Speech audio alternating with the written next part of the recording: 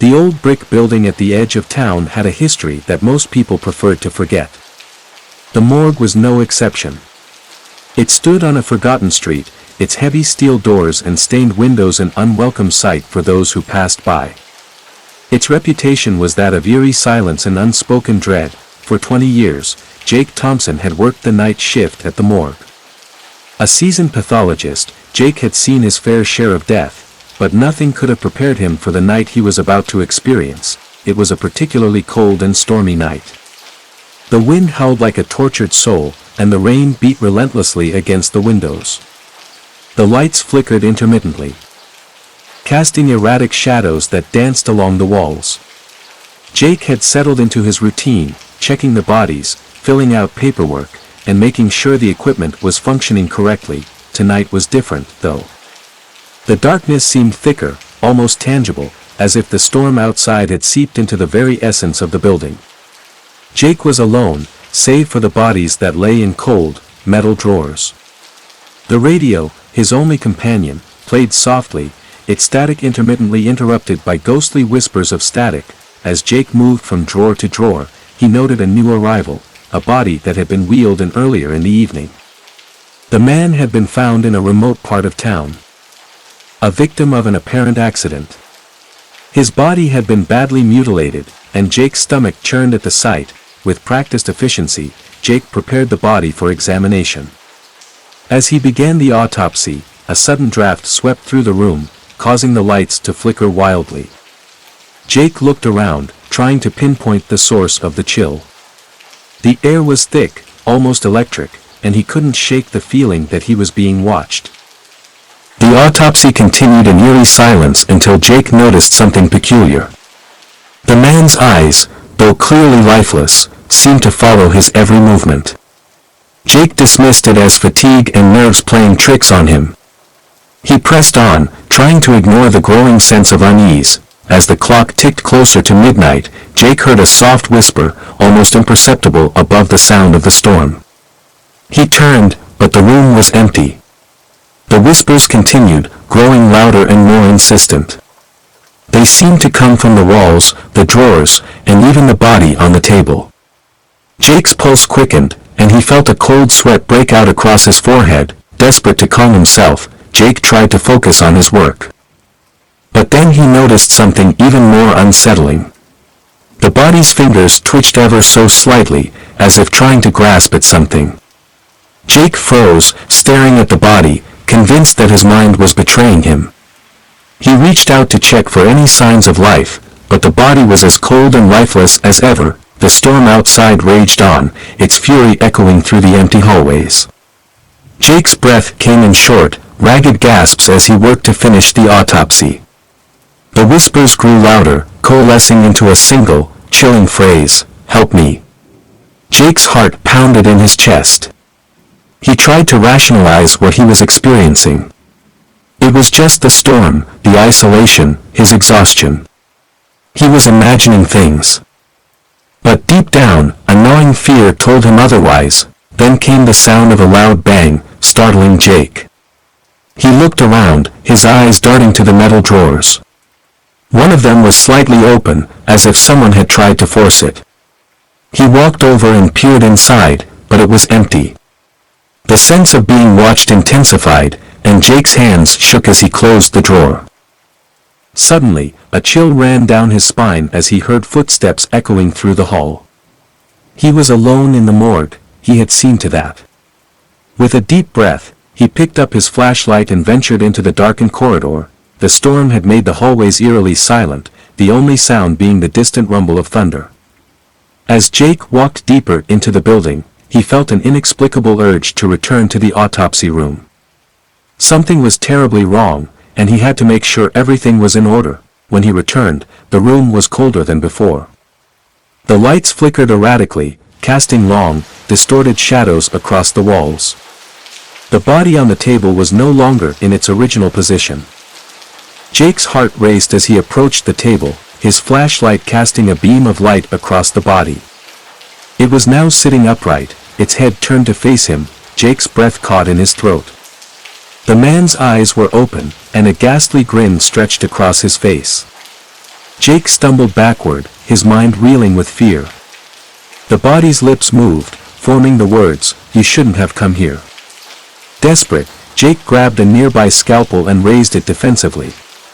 But the body on the table began to convulse, and the room was filled with an ear-splitting shriek. The lights went out completely, plunging Jake into darkness. In the pitch-black room, Jake could feel a presence moving around him.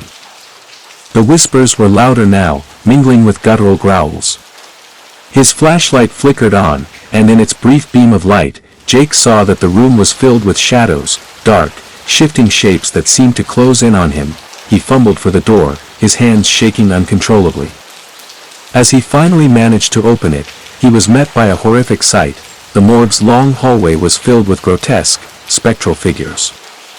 They floated silently, their eyes glowing with malevolent intent. Jake ran, his footsteps echoing against the cold tile floor. The whispers followed him, growing louder with every step. He reached the end of the hall and bolted for the exit. The storm outside was now a full-blown tempest, the wind howling through the broken windows. He dashed through the parking lot, his mind racing with the terror of what he had just witnessed. But as he neared his car, he heard a voice behind him, a voice that seemed to come from within his own head. "Now you know what we are," the voice said. "You can never leave." Jake spun around, but the parking lot was empty. The whispers were now a cacophony of screams and laughter. He stumbled into his car, fumbling with the keys. Just as he started the engine, he felt a cold hand grip his shoulder. He turned to see nothing but shadows. As he drove away, the storm seemed to follow him. The whispers continued, growing fainter as he put distance between himself and the morgue. But the terror didn't fade. It stayed with him, a haunting presence that would never leave. Jake never returned to the morgue. The building was eventually abandoned, left to decay in the storm's aftermath. No one ever knew what truly happened that night. The morgue was sealed, and the rumors about the place only grew more sinister, but Jake knew. He had seen the truth, and he could never forget the horrors that lurked within those cold metal walls. The morgue had claimed its victims, and Jake was one of them, forever haunted by the things he could never escape. The night was unusually quiet, the kind of stillness that seemed to smother all sound, even the distant hum of traffic. It was an oppressive silence that clung to the narrow, rain-slicked streets of the city. Inside the old, decrepit morgue on the outskirts, the air was heavy with the scent of formaldehyde and decay. This morgue, with its grimy tiles and flickering fluorescent lights, was a place where the living avoided, but it was where the dead had their final, restless sleep. Marcus, the new night shift attendant, had been on the job for barely a week. The previous attendant, an old man with a perpetual frown, had left suddenly and without explanation. The only thing Marcus knew about the old man was that he had left behind a note warning him of the peculiarities of the job. Written in hurried, almost illegible scrawl, "Don't believe what you see," the note had said. "The dead are restless here." Marcus had chuckled when he first read it, dismissing it as the ramblings of a man who had spent too many years in the company of corpses. Now, as he stood alone in the dimly lit morgue, that note seemed less like a joke and more like a cryptic warning. First encounter, the night began normally enough. The rain pattered against the windows, creating a soothing rhythm. Marcus went about his tasks, checking the freezer units and arranging the paperwork. The cadavers in their metal drawers seemed indifferent, their glassy eyes and waxy skin an unchanging backdrop to his solitary routine. At around midnight, as Marcus was logging in a new arrival, he heard a soft, almost imperceptible scratching noise coming from one of the drawers. He froze, his heart pounding. The sound was faint but distinct, like nails scraping against metal. He turned slowly, half expecting to find something, anything, but the room was still and empty. Shrugging it off as the natural creaking of the old building, Marcus continued his work. The scratching sound continued intermittently, growing louder and more insistent.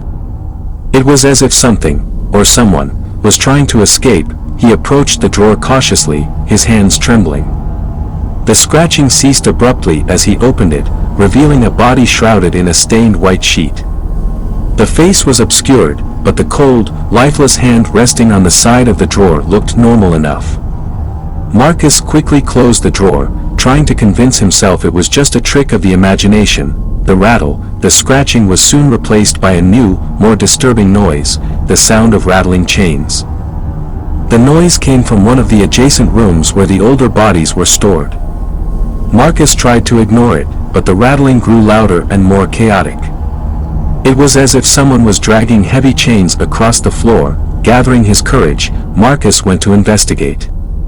The door to the adjacent room creaked open, revealing rows of bodies in their drawers. The rattling sound seemed to come from the far end of the room. As he approached, the noise stopped suddenly, replaced by an eerie silence. Marcus shone his flashlight around the room, but there was no sign of movement. He exhaled a sigh of relief and turned to leave when he saw it, a faint, almost imperceptible mist rising from one of the drawers. The temperature in the room seemed to drop suddenly, and a chill ran down his spine. The mist coalesced into a dark, shadowy figure, its form wavering like smoke. Marcus felt his blood run cold as the figure began to take shape. It was a woman, her eyes hollow and her expression twisted in an agonized scream. She seemed to float above the floor, her translucent body shimmering in the dim light. Marcus tried to back away, but his legs felt like lead. The apparition reached out towards him, its skeletal hand stretching as if trying to grasp him. He wanted to scream, but no sound escaped his lips. He was paralyzed with fear. Suddenly, the figure vanished, leaving Marcus alone in the freezing room. The lights flickered violently, and the rattling chains resumed with a deafening clatter. Marcus stumbled out of the room, his mind racing with panic. He knew he had to leave, but his feet felt glued to the floor. The descent, as Marcus made his way back to the main room, he noticed something horrifying. The metal drawers, which had always been neatly lined up, were now askew. The labels had been torn off. And the bodies were partially exposed, their eyes staring blankly into space. He was about to call for help when he heard a new sound, a low, guttural growl coming from behind him. He spun around, but there was nothing there. The temperature dropped even further, and Marcus could see his breath misting in the air. The growl grew louder, more menacing. Marcus turned and ran, his heart racing. He stumbled through the dark hallways, his flashlight casting eerie shadows on the walls. The growling followed him, echoing through the empty corridors. The revelation, Marcus reached the main door, but it was locked. He fumbled with his keys, his hands shaking uncontrollably. The growling was now a full-blown roar. And Marcus could feel a malevolent presence closing in on him. In a desperate bid to escape, he turned back and headed towards the staff room. There, he found a dusty old ledger that had belonged to the previous attendant. Flipping through it, he found a series of disturbing entries about unusual activity and restless spirits. The last entry was a chilling confession: the spirits here are not just angry. They are trapped, seeking release, and they will not rest until they find it. Beware the one who watches from the shadows. Marcus' blood ran cold as he realized the implication. The previous attendant had been killed by the very spirits he had tried to understand. And now, Marcus was in their sights. The confrontation. As Marcus tried to make sense of the ledger, he heard the door behind him creak open. He turned slowly, dreading what he might see. The shadowy figure of the woman appeared once again, her face now twisted into a grotesque, mocking smile. "You shouldn't be here," she whispered in a voice that seemed to come from all around him. Marcus tried to run, but the shadowy figure reached out and grabbed him. He felt an icy grip tighten around his throat, and the room seemed to spin. The growling sound grew louder, merging with the woman's chilling laughter. With a final, desperate effort, Marcus managed to break free and stagger towards the exit. The door burst open, and he stumbled out into the rain-soaked night. The storm was raging, lightning flashing and thunder rumbling. The aftermath: Marcus was found wandering the streets hours later, disoriented and half delirious. When the police investigated the morgue, they found it exactly as Marcus had described, but there were no signs of the supernatural occurrences he had reported. The metal drawers were neatly lined up, and the temperature was normal, the official report dismissed Marcus' claims as stress-induced hallucinations. The previous attendant was declared missing. And Marcus was left to wonder if he had been the victim of a nightmarish illusion or if the spirits of the morgue had indeed tried to claim him. The morgue was eventually shut down and abandoned, its reputation scarred by the tales of supernatural terror. But on stormy nights, when the wind howls and the rain lashes against the windows, some say you can still hear the faint, echoing growls and the whispers of the restless spirits, waiting for the next unwitting soul to cross their path.